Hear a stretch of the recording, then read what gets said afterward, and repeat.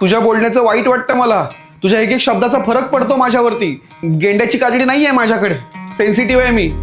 काय यार देवा, मला इतकं सेन्सिटिव्ह केलंस. 33 पट जास्त जाड असते गेंड्याची कातडी माणसापेक्षा. त्यामुळे त्याला कोणत्या गोष्टीचा फरक नाही पडत. सिंहासारखा स्वाभिमान बाळगताय ना, तर मग गेंड्यासारखी कातडी सुद्धा पांघरायला शिका. कारण आत्ताच्या जगात स्वाभिमानी लोक खूप हर्ट होत आहेत. त्यामुळे मजबूत बना, याच्यासारखं सेन्सिटिव्ह नाही. मिस्टर संकेत. हा मॅडम, पीपीटी पाठवली आहे तुम्हाला. उशीर का झाला पीपीटी बनवायला? ते पीपीटी मोठी होती त्यामुळे. नसेल जमत ना पटापट कामं करायला तर दुसऱ्यांकडनं शिका जरा. युजलेस.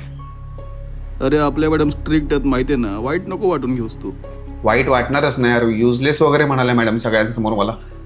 पण आता पूर्ण दिवस माझा खराब जाणार आणि घरी गेल्यावरती पण मूड ऑफ राहणार. युजलेस आहे मी. तुम्ही कोणत्याही क्षेत्रात असाल, तुमच्यावरती जो कोणी असेल ना, तो तुम्हाला प्रेशराईज करणारच आहे.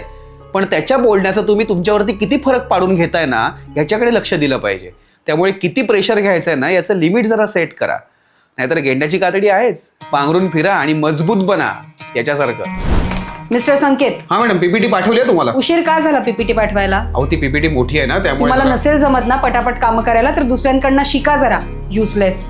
अरे आपल्या मॅडम स्ट्रिक्ट आहेत माहिती आहे ना, वाईट नको वाटून घेऊस तू. मला कशाला वाईट वाटेल? अरे बॉस आहेत त्या, त्यांचंच ऑफिस आहे. आपल्यावरती प्रेशर टाकणं त्यांचं काम आहे आणि मी माझं काम चोख करतोय ना, बस झालं. बरं ते सोड. खाली ना एका काकीने वडापावचा स्टॉल टाकलाय. भाई तिथे आत ते ठेचा बिचा टाकून देतात वडापावमध्ये. क्लास लागत असेल ना. चल जाऊन येऊया का जरा. चल. बघितलं, फरकच पडत नाही. आपलं काम चोख आहे ना, बस झालं.